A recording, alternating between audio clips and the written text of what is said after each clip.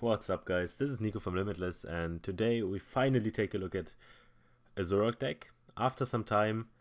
Yeah, as some people might know, I played a lot of Zoroark and Zoroark versions last season, so I'm really excited to bring you another Zoroark version that I think is easily one of the top tier decks. Maybe not one of the top three, depending on how you want to split up like Lightning versions or Malama versions.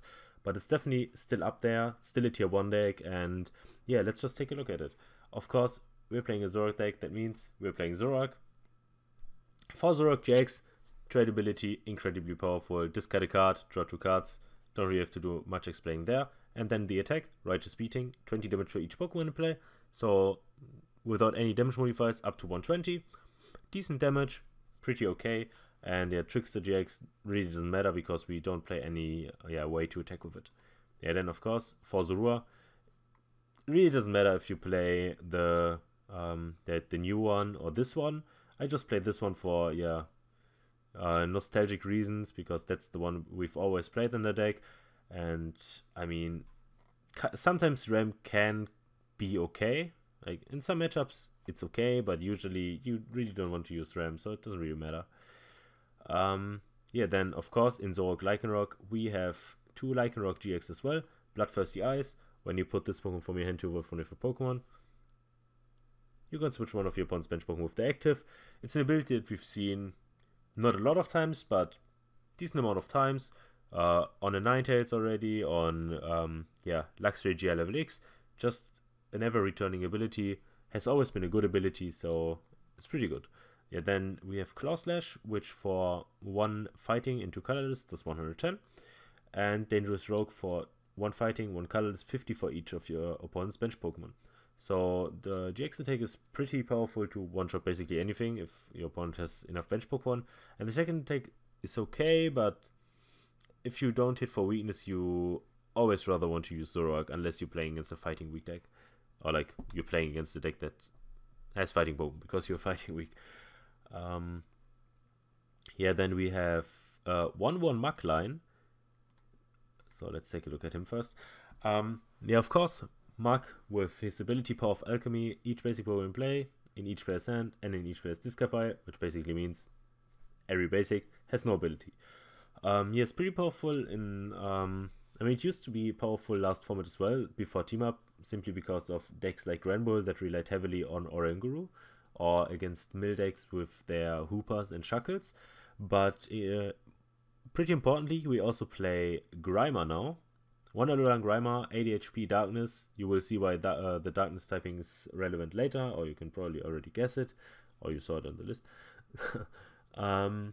But yeah, Muk is incredibly powerful right now, especially because of the release of Jirachi. So there are a lot of heavily reliant Jirachi decks, and you still have decks like Malama that's use their Gratinas, use their Marshmallow GXs and stuff. So playing Muk makes a lot of sense, and because Muk is so powerful right now, it makes a lot of sense to play Grimer as well. And talking about Grimer, I forgot to talk about Rockruff. Yeah, simply 70 HP Rockruff. We don't want to use a surprise attack, so yeah, we got this done now. And yeah, last but not least, since we have 3 different stage 1s, we have 1 Ditto Prism, which of course can evolve into any stage 1. And yeah, so as long as we don't have our Muk, we can just evolve into Zoroark, Lycanroc, or Muk even. So yeah. And okay, it wasn't the last one. We still have 2 more to go, which is 2 Tapu Lele. Tapu Lele GX, of course, when you play this Pokemon from your hand onto your bench during your turn, you may search your deck for a supporter card, reveal it, and put it into your hand. Then shuffle your deck. Pretty simple, pretty self-explanatory, pretty nice. Energy Drive, 20 for each energy attached to both Pokemon, also pretty nice. Type Cure, we can't use. That's gonna be it for the Pokemon. Then we have, a lot of different supporters. First of all, we have 4 Lily. So this is important because we rely on the Lily, so-called Lily engine in this deck. We don't rely on M because we want to have a very consistent, very quick version of the deck. M and communication are very slow in a format that relies on stuff like Pikachu attacking you turn 2 for 200 or something, Ultra Necrozma's hitting as early as turn 2. It becomes very important to be quick And Elm, of course, you get your basics guaranteed. You can then communication for your stage 1s, but you still, like, let's say you have communication and a Zoroark. You don't want to communication your Zoroark away, so you need to put on your Zoroark and need to trade for more basics to get more Zoroarks or Lycanroc. But whereas you will play different cards that you will see once I get to the list, it just becomes more consistent. So, or maybe, yeah, I think it's safe to say it's even more consistent. Yeah, then Lily, of course, we have 4 of her just to have it turn 1, ideally without using Lele. Then we have 2 Guzma, yeah, pretty self-explanatory, card is super good, and here with Lycanroc we don't necessarily need a lot of them, and also with Palpet, 2 Guzma is fine, because if we need more Guzma, we can get more Guzma. Then for more consistency supporters, we have 2 Cynthia, yeah, don't really have to say a lot about her, just shuffle, draw 6. Then we have 2 Judges, which is both players shuffle their hand into the deck, draw 4 cards. Very good to disrupt your opponent, especially when your board has a lot of consistency in the form of Zoroark, and you also have Mug to shut down stuff like Jirachi. Then we have also 2 Kukui.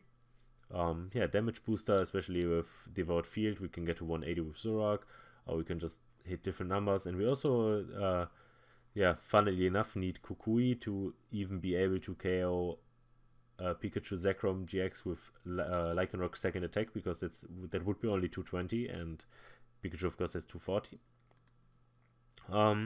Yeah, then the 2 1-off supporters are going to be 1 Acerola. Having access to healing is sometimes very nice, especially with decks like the Venusaur deck popping up more and more. So you just sometimes want the healing. Also against Lost March, if they don't want it KO you, it's very nice to have it, just the access to it. And if we need multiple ones, like if we need 2 basically, we can also Palpet 1 back. And the last support is going to be 1 Nanu. And yeah, this is actually why it's important to play the Darkness Scramble, because that makes it way more consistent to get out Mug, and also worst case get out more Zoroarks, get away some Leles, because in some matchups Lele can easily lose you the game because your opponent just goes like Kuzma Lele for win. But if you only have Zoroarks and Lycanrocs as GXs on board, it becomes much harder for them to actually take the last 2 prizes. Here then for the item cards, we play 4 Ultra Ball, 4 Nest Ball, and 3 Great Ball, all for consistency. So yeah, as I said, with the Lily engine, we have 11 balls and Lily, so our first turns become incredibly consistent, and we get to fin an incredible amount of cards from our deck. So the trades that we start like turn 2, turn 3, we will get to a very low size of our deck, so we can always get what we want. For example, like in the game that you will see later, I actually got to below 15 cards on turn 2 or turn 3. So yeah, it's just incredibly yeah, powerful in deck finning. And talking about deck finning, we also have 1 Energy Lotto. You could play an additional fighting energy, but you will usually not need 4 fighting energies. And Energy Lotto also can get you DCE, and also is another finning card. So I really like Energy Lotto in this version. Then we also have 1 Field Blower. With all these escape boards and good stadiums that are non-prism stadiums going around, Field Blower is yeah, pretty strong, so I really like 1 in Zoroark. And if you don't need it in a matchup, you can still just trade away. Then also another 1-off tag is Multi-Switch.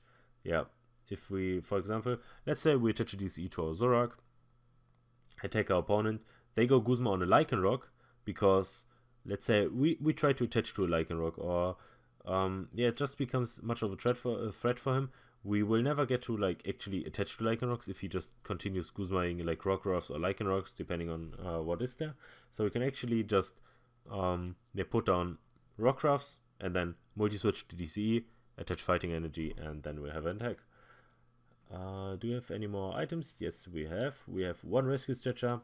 Yeah, getting back one of your evolutions, getting back Mug, getting back Lele, sometimes even. Just a very good card in this deck, and yeah, basically allows you to also lose some Zoroarks or Rockruffs on early turns, because you can still just get them back later. Yeah, we only have 2 stadiums, which is to devote field, as I said, just to boost some damage.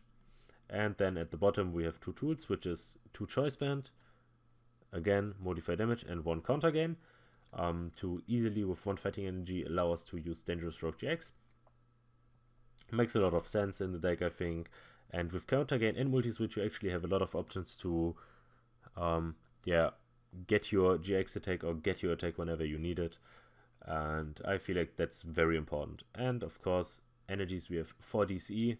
Yeah, pretty self-explanatory. Why would you play less? And 3 fighting energy. As I said, you could play 4 by taking out the energy lotto, but I like the energy lotto a lot to get the DCE, and I think it's better. So yeah. Yeah, that's the list. Pretty consistent. Pretty happy with the list actually, and I hope you will enjoy the game, and I hope you will also give the deck a try, because I feel like the consistent version is pretty powerful. So we are actually up against Ultra Necrozma, which is one of the, I would say, more interesting matchups. Of course, I guess all of the like top matchups for Zoroark are kind of interesting, because they're also very relevant. Playing against Pikazek or playing against Ultra Malama. But usually our game plan here is just to go for as many Malamas early on as we can, get, just to grab those easy prizes, and then use our Lycanroc to revenge KO an Ultra Necrozma, because in this matchup simply fighting energy plus counter gain is just gonna be enough. And yeah, here go for the Great Ball first, because I still have a lot of basics in my deck, so I'd rather try to hit them, because Ultra Ball will just grab me another basic, but with Ultra Ball I can actually choose. So there's absolutely no reason to use the Ultra Ball first there, because that would just yeah, eliminate more good cards for me. Opening is looking very good, having the turn 1 attachment, having Zoroark in hand, and then Lily for 7. Yeah, Muk is pretty nice in this matchup, because that prevents our opponent from using multiple Giratinas, because like, okay, if we KO 1 Giratina, if he doesn't have another one, he can't use it. He also can't use Marshadow. If he plays it, he can't use yeah, Invasion. So it's just pretty useful, because after we yeah, after turn 1, there's not really a turn where we want to use Lele anyways, because it's most of them just a liability on board. So yeah, Muk just works out. Of course, it would have been ideal to bench Ditto instead in this matchup, because he doesn't play his own Muk, so he can't prevent Ditto, and Ditto would just allow more options. Okay, he even plays the he even played the Jirachi version, so it made even more sense to put Grimer in play, because that just shuts him down so hard. But yeah, we will see if he has an answer this turn. Most likely not, because there's not really a lot he can do during his first turn. Yeah, but for our next turn we have the Field Blower for his Stadium and the Escape Board. We have a Zoroark, and we even have a Supporter. So everything's looking pretty nice. Of course, ideally we get a Guzma next turn to switch our Zoroark into the active and also KO one of his in-case. But we will see if we get the Guzma actually.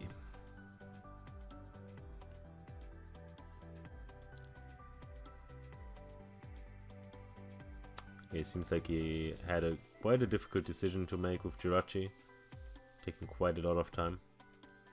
Usually turn 1 Malama just goes for...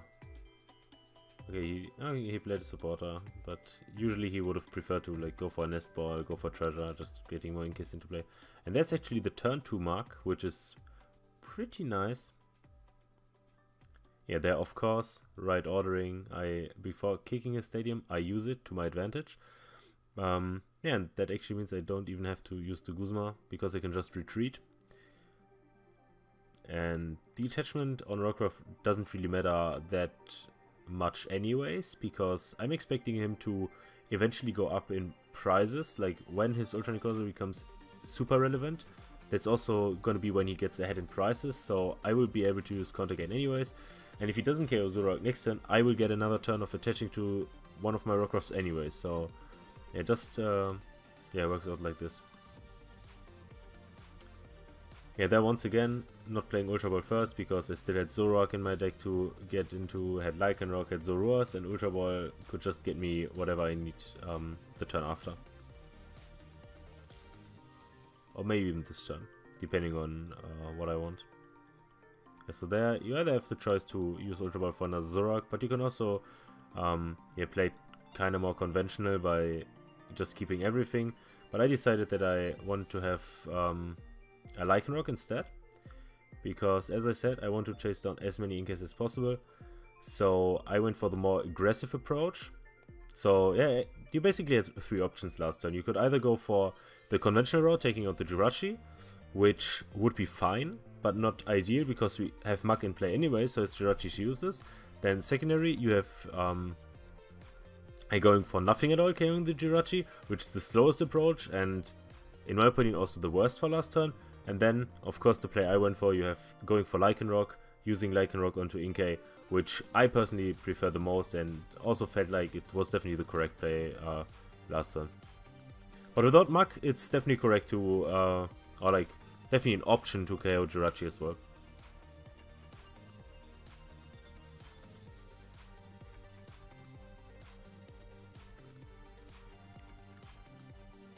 As you can see, Muk shuts him down a lot because we know he has Lily in hand, so he's probably gonna play Lily. Unless he has a Guzma in hand already. But even if he has a Guzma, then he just takes down a Zorua, and that doesn't really do a lot for him. Especially because that would allow me to freely hit with Zoroark into his Necrozma. He even matches another Jirachi, who is like, it's okay because he wants to draw more, but I would still not go for it because you kind of want the bench space to bench more Inkays and also potentially something like Giratina. Because of course he can't get Giratina back, but he can use Giratina to attack still, so he's just blocking off a useful bench spot right now. Because he will never, like with this setup, he will never get more than 2 Malamas at once, because as long as I get Guzmas or Lycanrocs, I will always be able to take out 1, so he's left with only 2, and he of course can't evolve in the same turn that he puts something into play. Okay, Choice Band Escape Board would be enough to KO the Zoroark here, but it's pretty unlikely without being able to use Jirachi. Yeah, he doesn't have it. Yeah, it doesn't really matter if you trade there first or evolve first. But I once again decided to go for a Lycanroc.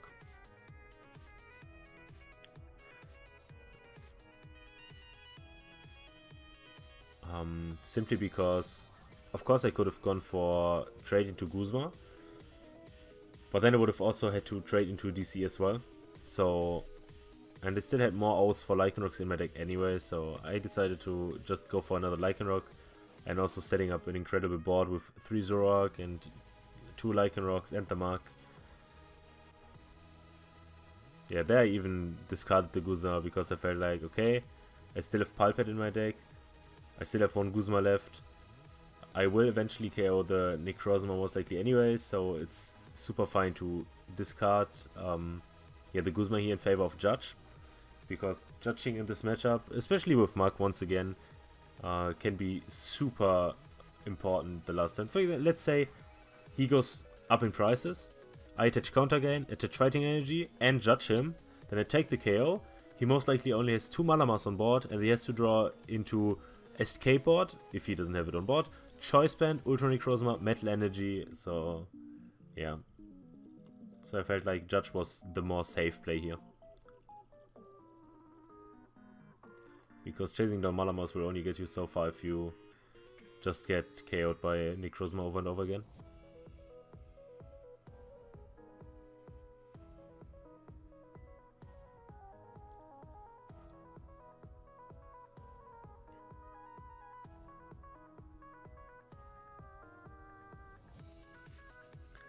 So he gets his 2 Malamas, he has to discard a Guzma for it though.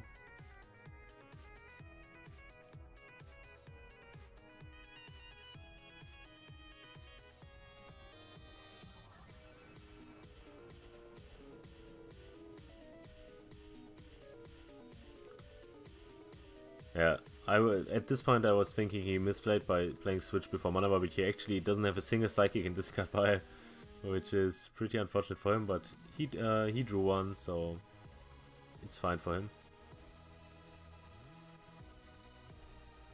Yeah, so right here, as we can already see, like he has a lot of cards in hand. He has the Ultra Necrozma active.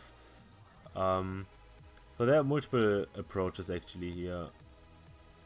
Actually, theoretically approaches. Like you can try to dig for a Guzma to get the Guzma KO on Malama, but you can also just smack with Zoroark into the Ultra Necrozma to set up a 2-hit KO.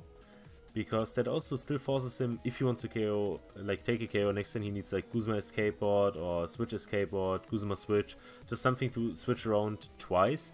So I decided to just put on my energy gain, my energy gain, my counter gain for the case that he takes KO. Then I just have to draw into fighting energy and then I judge him because it puts him to a pretty low hand size. And as I said, he needs 2 switching cards, and having 2 switching cards after already discarding a Guzma, using a switch last turn, is not incredibly likely. And if I actually get the KO with this Zoroark onto the Ultra Necrozma next turn, I'm just so far ahead tempo-wise that it becomes pretty impossible for him to win, especially because that allows me next turn to get an attachment, so I won't even need the counter game for the turn after. Yeah, like here he needs this, still switching card.